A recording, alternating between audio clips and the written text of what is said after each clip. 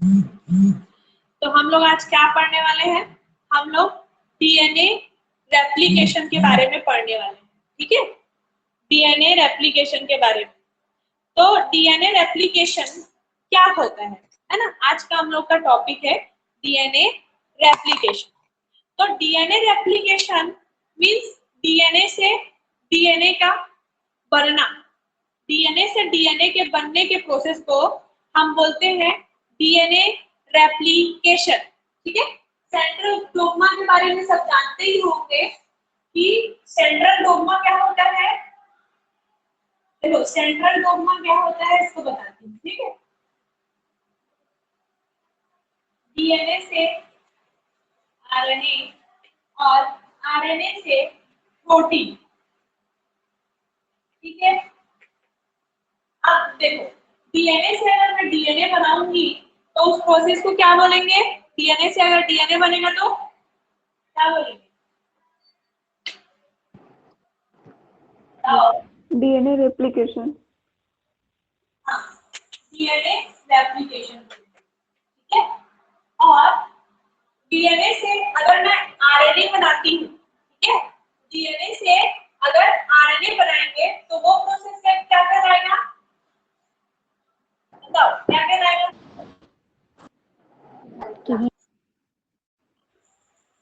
DNA transcription. हाँ, trans नहीं, DNA नहीं बोलोगे, ठीक? वो ट्रांसक्रिप्शन है। मैं कोई भी सा आरएनए बनाऊं, ठीक है? ऐसा बुक में लिखा रहता है कि डीएनए से अगर हम आरएनए बना रहे हैं, डीएनए से आरएनए के बनने के प्रोसेस को मैं क्या बोलूंगी कि वो ट्रांसक्रिप्शन है। और बुक में ऐसा लिखा रहता है कि डीएनए से एमआरएनए का बनना ट्रांसक्रिप्शन कहलाता है। तो ये गलत है ना? जितने भी आरएनए बनेंगे, चाहे वो एमआरएनए हो, टीआरएनए हो, आरआरएनए हो, जितने भी टाइप ऑफ आरएनए डीएनए से अराइज हो रहे हैं, उनको हम लोग क्या बोलते हैं? ट्रांसक्रिप्शन के प्रोसेस के थ्रू वो डीएनए से आरएनए का बनना ही कहलाएगा, है ना? वो ऐसा नहीं कहलाएगा कि डीएनए से टीआरएनए का बनना, डीएनए से एमआरएनए का बनना, डीएनए से आरआरएनए, नॉट। डीएनए से जितने भी टाइप ऑफ आरएनए बन रहे हैं, डायरेक्टली हम ये बोल सकते हैं कि डीएनए से आरएनए का बनना क्या कहलाता है? ट्रांसक्रिप्शन कहलाता है, ठीक है? तो central dogma of cell, cell में ये जो जितनी भी एक्टिविटी चलती है प्रोटीन के बनते तक, ये जो एक्टिविटी सीक्वेंस वाइज चलते ही रहती है। डीएनए से डीएनए बनेगा, डीएनए से आरएनए बनेगा, आरएनए से प्रोटीन बनेगा। तो ये जो प्रोसेस है इसको हम लोग क्या बोलते हैं? Central dogma of cell. Central dogma of cell मतलब सेल का सेंट्रल डोग्मा कहलाता है ये। और आरएनए से प्रोटीन का बनना क्या कहलाता है? क्या कहलाएगा? क्या कहलाएगा? आरएनए से प्रोटीन का बनना ट्रांसलेशन, ठीक है? ट्रांसलेशन है। क्योंकि जब ये जो हमारा डीएनए है ना, ये जो हमारा डीएनए है उसका स्ट्रक्चर कैसे होता है? डबल स्टैंडर्ड स्ट्रक्चर होता है। डीएनए का स्ट्रक्चर कैसे होता है? डबल स्टैंडर्ड स्ट्रक्चर होता है। तो इस डीएनए से अगर मैं इस डीएनए से आरएनए बनाऊंगी तो आरएनए का स्ट्रक्चर क्या होगा? सिंगल स्टैंडर्ड स्ट्रक्चर होगा, ठीक है? आरएनए का स्ट्रक्चर सिंगल स्टैंडर्ड मतलब डबल स्टैंडर्ड से मैंने सिंगल स्टैंडर्ड आरएनए का स्ट्रक्चर बनाया, ठीक है? By the process of transcription. और इस आरएनए से अगर हम प्रोटीन बनाते हैं, ठीक है? इस आरएनए से हम अगर प्रोटीन का फॉर्मेशन करते हैं, है ना, तो इस प्रोसेस को बोलते हैं कि ये ट्रांसलेशन। ये बेसिक है, सबसे बेसिक। अब हम लोग स्टार्ट करेंगे कि डीएनए रेप्लिकेशन में कौन कौन से एंजाइम इन्वॉल्व होते हैं। Enzymes involve in DNA replication, ठीक है? चलो आप लोग भी 3 कॉलम बनाएंगे और लिखते जाएंगे मेरे साथ। नहीं समझ आएगा तो पूछ लेंगे।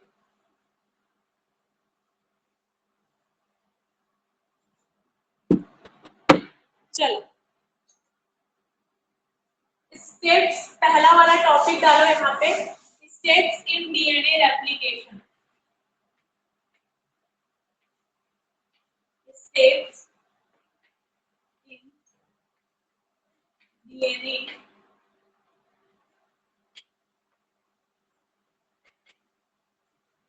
Replication. Steps in DNA replication पहला वाला कॉलम में रहेगा, लास्ट तक दिखेगा कि नहीं दिखेगा एक बार मेरे को बता देना, ठीक है। सेकंड में रहेगा प्रोकैरियोट्स,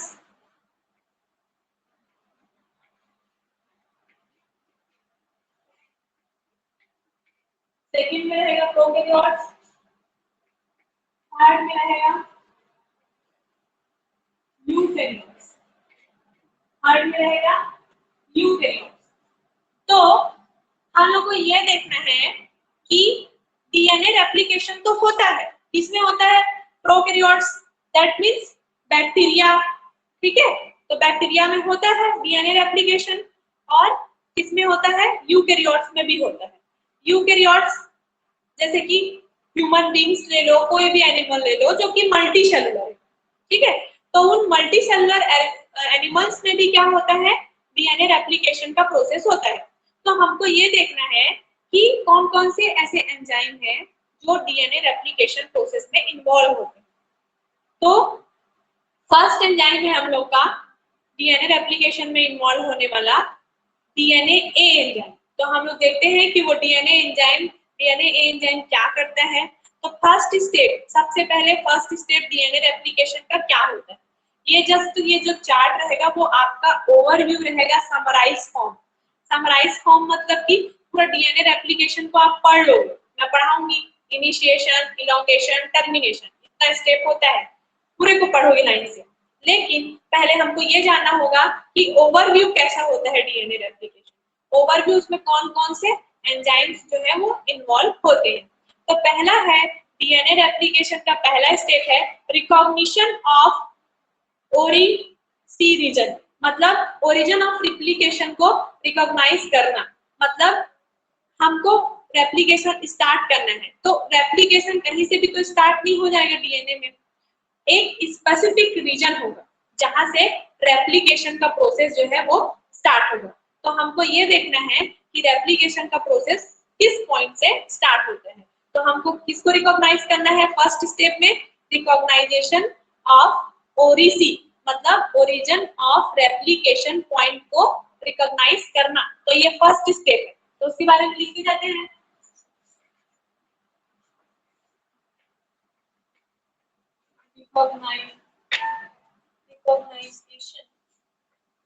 recognition of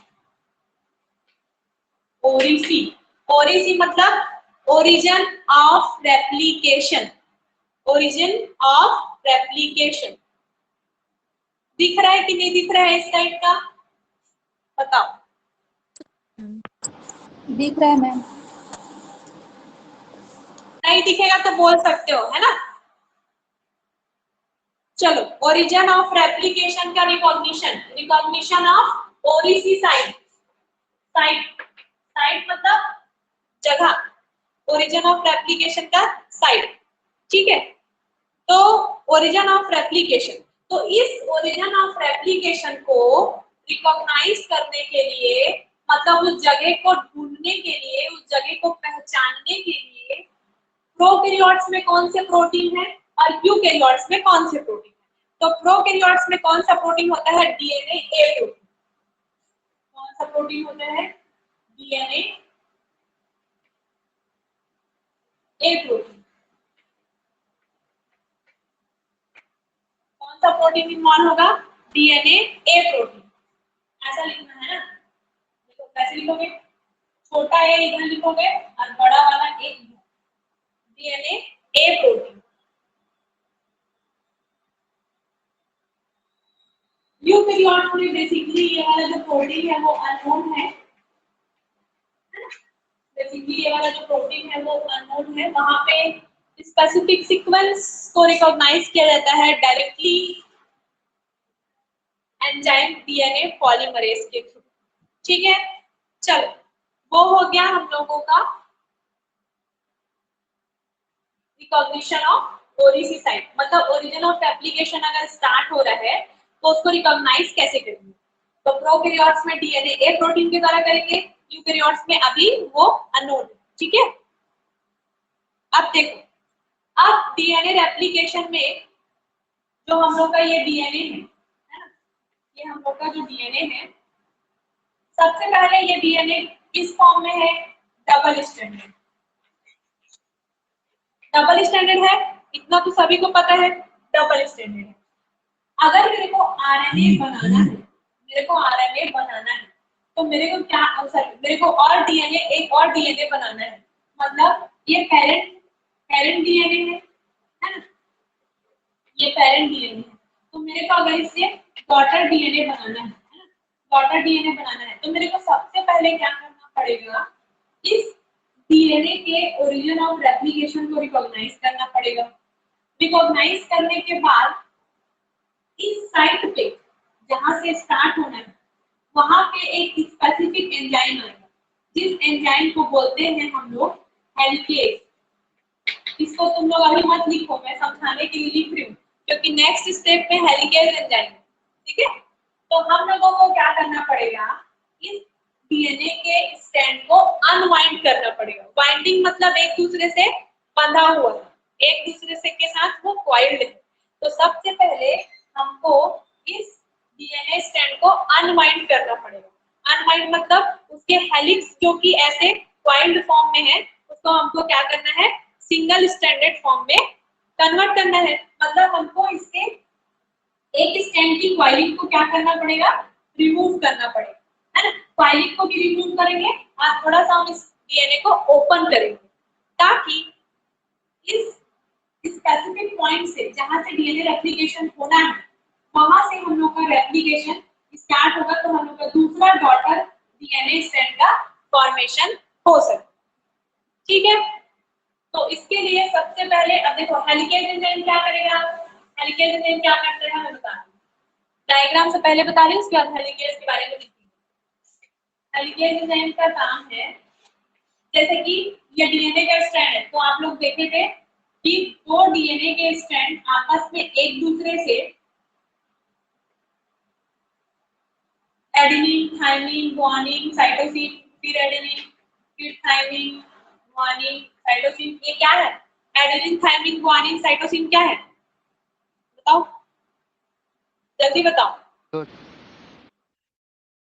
क्या?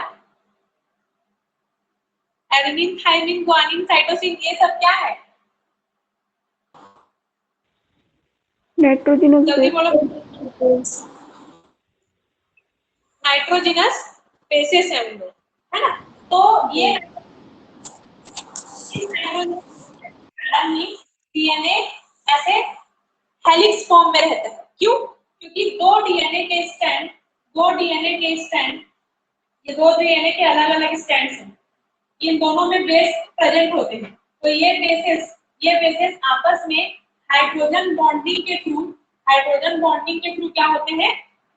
बाइंड होते हैं एक दूसरे से। दोनों स्ट्रैंड के बेस एक दूसरे से हाइड्रोजन बॉन्डिंग के थ्रू बाइंड होंगे और किसका फॉर्मेशन करेंगे? डबल स्ट्रैंडेड डीएनए का फॉर्मेशन करते हैं।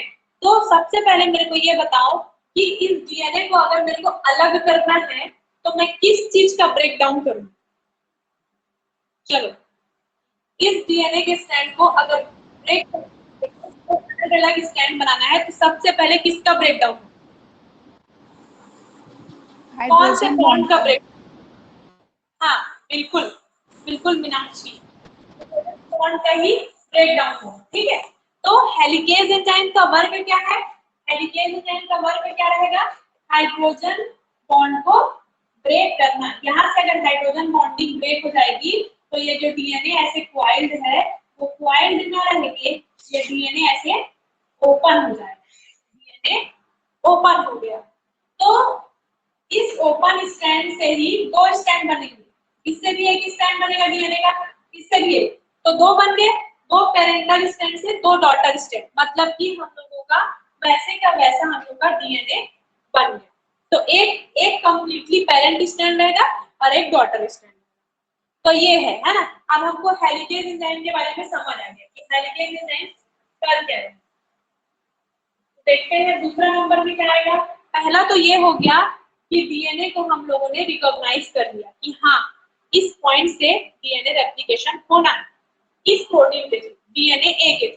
अब दूसरा स्टेप है डीएनए रेप्लिकेशन का सेकेंड स्टेप है unwinding of DNA double helix. दूसरा स्टेप है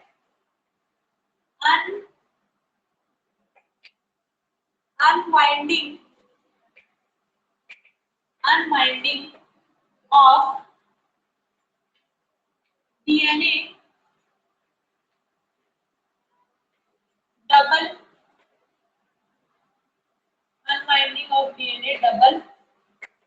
हेलिक्स, मतलब डीएनए के डबल हेलिक्स का अनवाइंडिंग होना।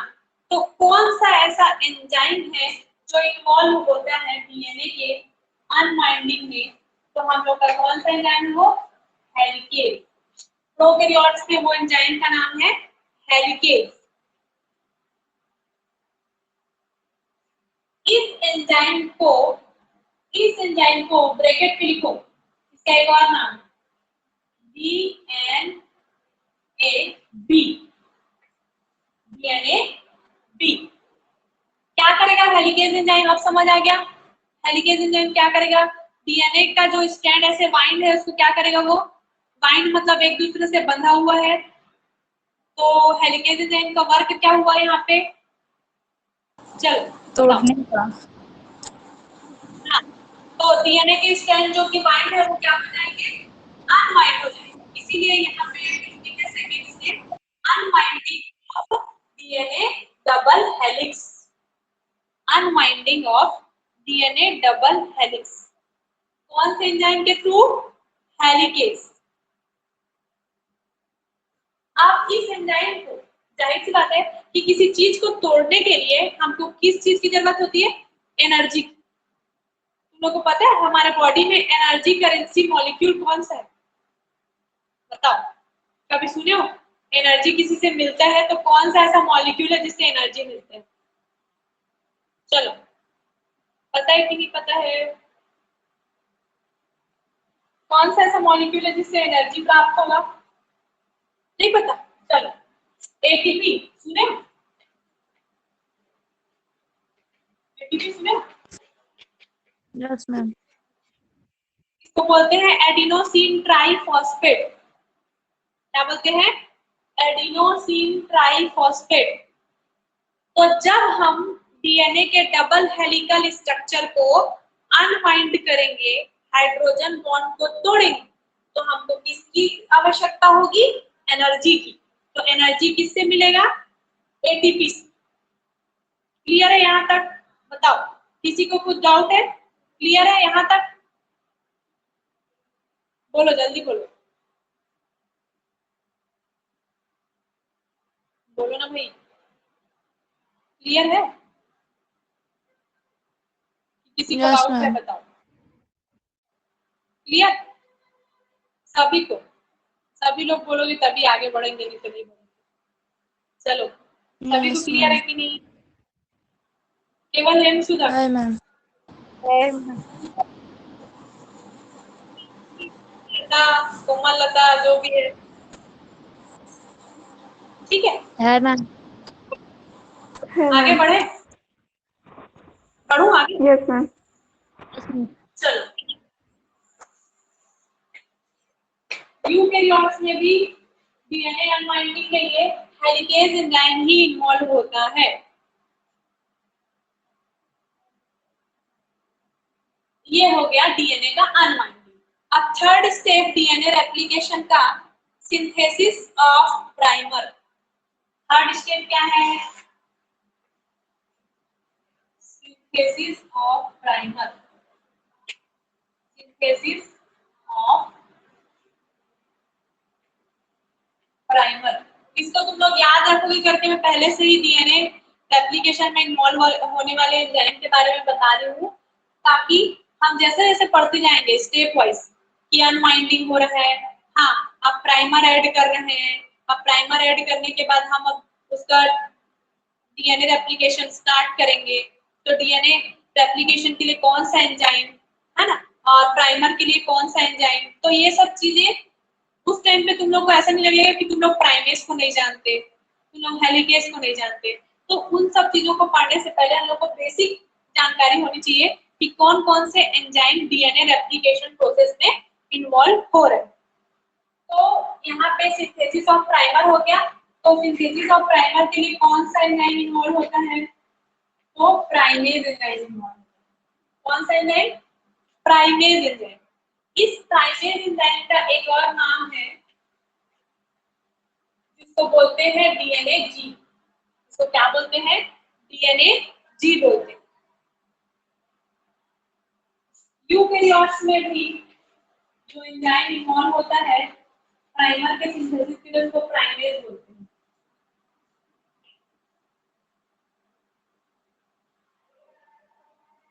Synthesis of primer. तो सिंथेसिस ऑफ प्राइमर, प्राइमर का अगर हमको सिंथेसिस करना है तो कौन से एंजाइम के थ्रू होगा? प्राइमेज। ठीक है।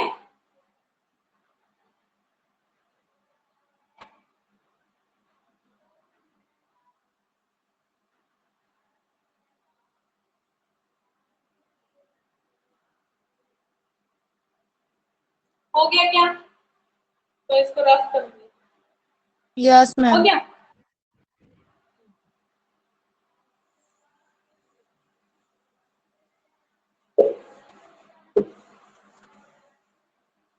अगर 3 स्टेप्स हो गए हम लोग के, 3 स्टेप्स हो गए। अब उसके बाद कौन सा स्टेप आएगा? अब डीएनए कैसे डीएनए बनेगा, तो डीएनए के बनने के लिए कौन कौन से एंजाइम्स? सिंथेसिस ऑफ डीएनए यहाँ पे लिख सकते हो, synthesis of DNA, synthesis of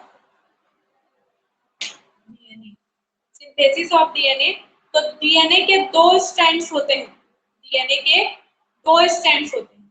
एक स्ट्रैंड का नाम है लैगिंग, लैगिंग स्ट्रैंड,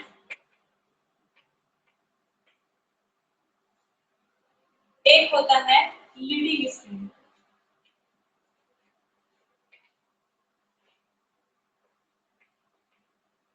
एक होता है लैगिंग स्ट्रैंड, एक होता है लीडिंग स्ट्रैंड, है ना। अब लैगिंग स्ट्रैंड और लीडिंग स्ट्रैंड, तो इस स्ट्रैंड को अगर बनाना है तो कौन सा एंजाइम इन्वॉल्व होगा? ये पूरे एंजाइम्स है ना, ऊपर में हेडिंग डाल देना कि पूरे एंजाइम्स हैं जो इन्वॉल्व होंगे। तो कौन सा एंजाइम इन्वॉल्व होगा दोनों प्रोसेस के लिए, दोनों स्ट्रैंड के बनने के लिए? DNA, DNA polymerase, DNA polymerase third. Spelling समझ नहीं आएगा तो पूछ सकते हो, POLYMERASE polymerase, DNA polymerase third. यहाँ पे भी इस स्ट्रैंड के सिंथेसिस के लिए भी डीएनए पॉलीमरेज थर्ड। ठीक है। ये सब अभी नया लग रहा है, लेकिन तुम लोग को बस इस टर्म्स को याद रखना है और कौन कौन से एंजाइम इन्वॉल्व हो रहे हैं उसको याद रखना है, ताकि हम जब कंटिन्यूएशन में पढ़ें डीएनए रेप्लिकेशन तो एक बार में ही समझ आ जाए। ठीक है। चलो, DNA polymerase third, DNA polymerase third इसके लिए लीडिंग और लैगिंग स्ट्रैंड के लिए, है ना। इसमें प्रोकैरियोट्स में, अब यूकैरियोट्स का देखते हैं कि यूकैरियोट्स में कौन से एंजाइम इन्वॉल्व होते हैं।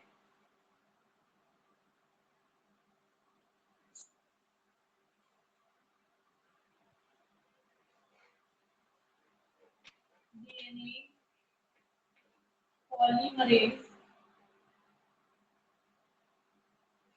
लीडिंग स्ट्रैंड और ये लैगिंग स्ट्रैंड। तो डीएनए पॉलीमरेज लैम्डा और DNA polymerase epsilon, DNA polymerase lambda बोल डाली थी, DNA polymerase delta, DNA polymerase delta और डीएनए पॉलीमरेज एप्सिलॉन। मैं पॉली पॉली लिखी हूँ, तुम लोग पॉलीमरेज लिखोगे ना भाई, तो ऐसे पॉलीमरेज, है ना, वहां पे डीएनए पॉलीमरेज एप्सिलॉन। एप्सिलॉन जानते हो क्या होता है? तुम लोग कभी देखे होगे अल्फा बीटा। मैम वो साइड का नहीं दिख रहा है, क्या लिखे हो वो? डीएनए पॉलीमरेज के बाद ऊपर का भी नहीं दिख रहा है और नीचे का भी। देखो वहां पे क्या लिखी हूँ ऊपर में, जिसमें लैगिंग स्टैंड है, ठीक है, इसको देखना है, इसको याद रखना। लैगिंग स्टैंड के लिए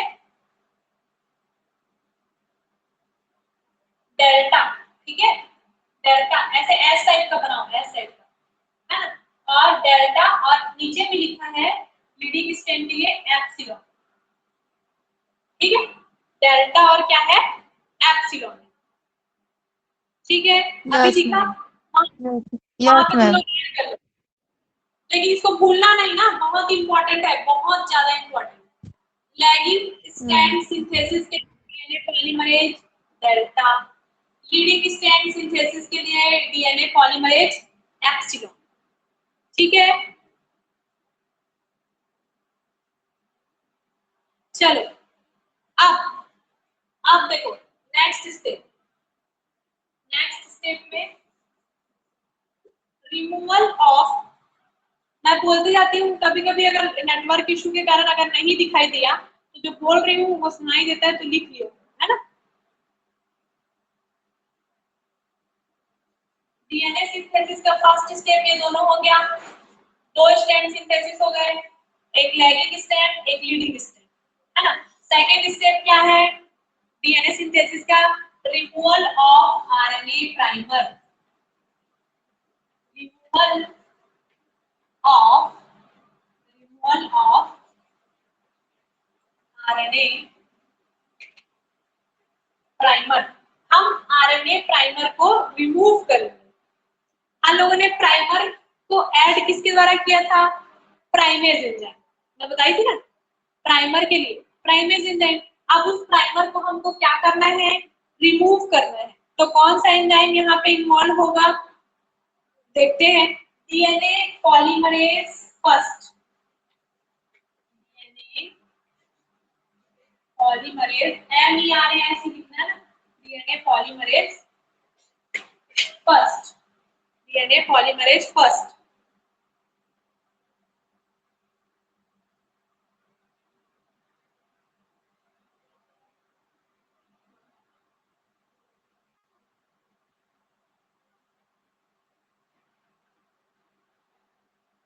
डीएनए पॉलीमरेज फर्स्ट किसमें इन्वॉल्व होता है, रिमूवल ऑफ प्राइमर।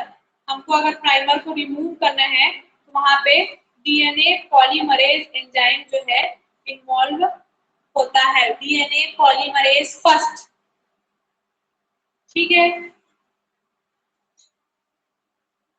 हुआ कि नहीं हुआ, हो गया मैम। हो गया। प्राइमर को रिमूव करने के लिए डीएनए पॉलीमरेज एंजाइम जो है, DNA polymerase first enzyme involve होता है। अब यूकैरियोट्स में देखेंगे, है ना, यूकैरियोट्स में ऐसा कौन सा एंजाइम है जो प्राइमर को रिमूव करता है, ठीक है।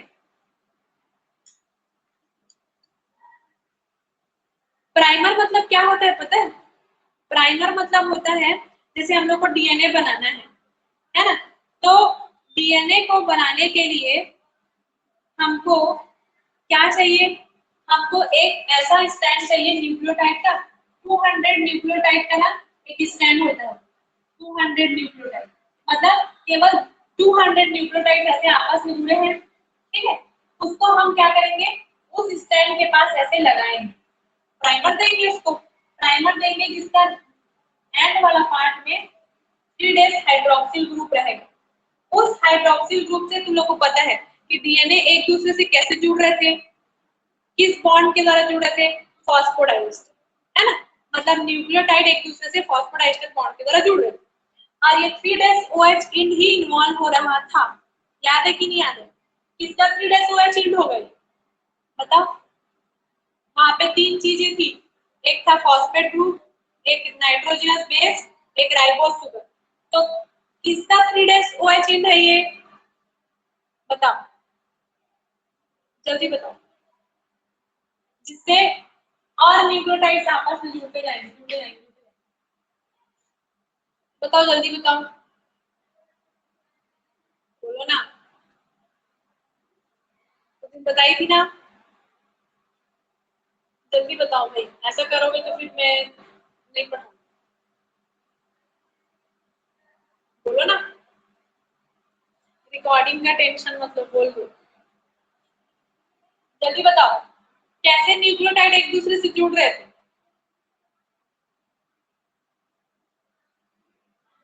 अरे 3' OH चिन्ह किसका था? ऐसे स्ट्रक्चर बनाई थी ना। Yes ma'am. किसका 3' था? CH का हाँ, उसका चल कोमल बता, जल्दी बता, या फिर मीनाक्षी को पता होगा तो मीनाक्षी बता, जल्दी बताओ। डीएनए में ना मैम। किसका था? नाइट्रोजनस बेस का 3' OH चिन्ह था कि राइबोस शुगर का 3' OH चिन्ह था? किसका था, जिससे एक दूसरे से जुड़ रहे थे? अरे इतना बड़ा स्ट्रक्चर बनाई थी तुम लोग के सामने, यही तो जुड़ रहे थे ना एक दूसरे से। किसका 3' OH चिन्ह हुआ? राइबोस राइबोस शुगर का। हाँ, तो राइबोस शुगर का होगा ना भाई। तो यस ये जो प्राइमर है, ये जो प्राइमर है ना, उसमें सोच के देखो कि 200 न्यूक्लियोटाइड्स, 200 न्यूक्लियोटाइड्स आपस में ज्वाइंट हो रहे हैं, किसके द्वारा? फॉस्फोडाइस्टर बॉन्ड के द्वारा, ठीक है। और इसमें जो लास्ट वाला न्यूक्लियोटाइड है उसमें 3' OH चिन्ह होगा, ताकि आने वाले न्यूक्लियोटाइड्स इससे ऐड हो सके। आप समझ आया? आप समझ आया? Yes ma'am. Primer, yes yes ma'am. Ma'am. हम प्राइमर दे रहे हैं, इसीलिए हम प्राइमर दे रहे हैं, ताकि डीएनए को बनाना है तो डीएनए को कैसे बनाएंगे बिना प्राइमर के? कैसे अपने आप थोड़ी ऐड होते जाएगा, पहले हम उसको प्राइमर देंगे ना, तो उस प्राइमर में लगातार वो ऐड होते जाएंगे जितने भी न्यूक्लियोटाइड्स, ठीक है। तो ये हो गया हम लोग का प्राइमर वाला। अब प्राइमर को रिमूव करने के लिए, प्राइमर को रिमूव करने के लिए हम डीएनए पॉलीमरेज फर्स्ट का यूज कर रहे हैं। और यूकैरियोट्स में flap endonuclease, flap endonuclease, flap endonuclease का यूज हम प्राइमर को रिमूव करने के लिए करते हैं। फ्लैप एंडोन्यूक्लियस 1, फ्लैप एंडोन्यूक्लियस 1, ठीक है।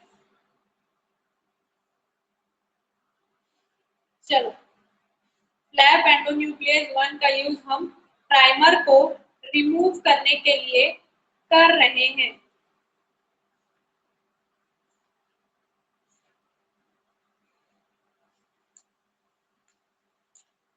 यहाँ हो तक गया। क्लियर है? Yes ma'am. क्लियर है यहाँ तक? Yes ma'am. आगे देखो, आगे आगे क्या होगा? Replacement of RNA with DNA. अरे वो तो इम्पोर्टेंट नहीं।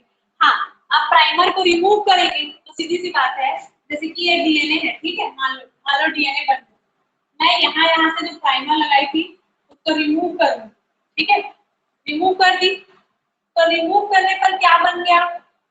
गैप। तो उस गैप को हमको फिल करना है, तो उसके लिए एंजाइम होगा, ठीक है, इसके लिए एंजाइम होगा। कौन सा एंजाइम होगा? तो इसको मिटाती हूँ और वाले एंजाइम के बारे में लिखती हूँ, ठीक है।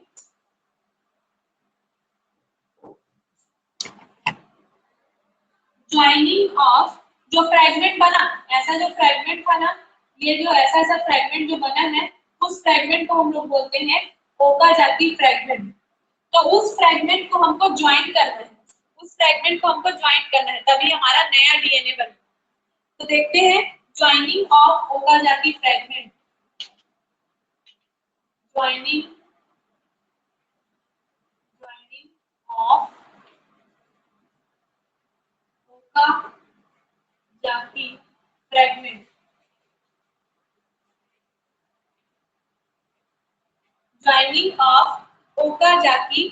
फ्रैगमेंट।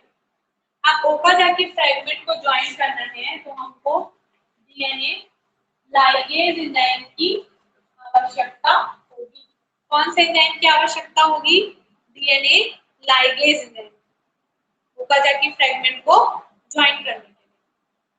इसमें भी डीएनए लाइगेज,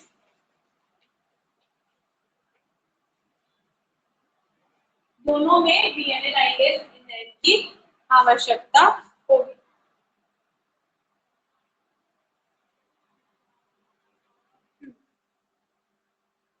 हो गया। ये ओवरव्यू था डीएनए रेप्लिकेशन प्रोसेस का। ठीक है, ये जस्ट ओवरव्यू है। हम लोग कल पढ़ेंगे कि मैम डीएनए एक बार और रेप्लिकेशन। बताना मैम। मैम एक बार यही लास्ट वाला। अच्छा ये वाला देखो, यस मैम। ऐसा डीएनए बनेगा ना, तो मैंने जो प्राइमर को ऐड की उसमें, है ना, प्राइमर को क्या की, ऐड की, तो उस प्राइमर को अगर मैं रिमूव करूंगी, देखो ऐसे मैंने रिमूव कर दिया, ठीक है, रिमूव कर दी, तो यहाँ पे गैप की बच जाएगा, दो न्यूक्लियोटाइड के बीच में गैप किया जाएगा, गैप आएगा ना, तो उस गैप को फिर से फिल करेंगे एंजाइम के द्वारा। कौन से एंजाइम? DNA polymerase. अब पॉलीमरेज फिल भी कर देगा तो यहाँ पे नया न्यूक्लियोटाइड आएगा, तो इस न्यूक्लियोटाइड के साथ इसको ऐड करने के लिए यहाँ पे हमको एक एंजाइम की आवश्यकता होगी। उस एंजाइम को बोलते हैं लाइगेज। लाइगेज एंजाइम का काम है फॉस्फोडाइएस्टर बॉन्ड बनाना। दो न्यूक्लियोटाइड्स के बीच में फॉस्फोडाइएस्टर बॉन्ड बनाने का काम करता है। हो गया? Yes ma'am. आया? यस देखो मैम। एक छोटा सा एग्जांपल यहाँ पे, जैसे कि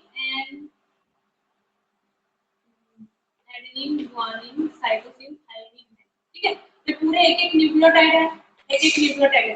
मैं यहाँ से गुआनिन को रिमूव करती हूँ, ठीक है, तो डीएनए पॉलीमरेज क्या करेगा?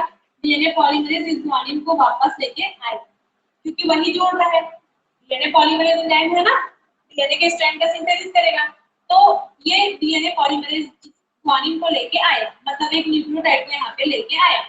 तो इस न्यूक्लियोटाइड और इस न्यूक्लियोटाइड के बीच में कोई भी बॉन्डिंग नहीं है, तो इस न्यूक्लियोटाइड के बीच में क्या हो गया? हम लोग का गैप हो गया। क्या हो गया? गैप हो गया। तो इस गैप को फिल कौन करेगा? लाइगेज। लाइगेज एंजाइम इस गैप को फिल कर देगा। ठीक है? Yes ma'am.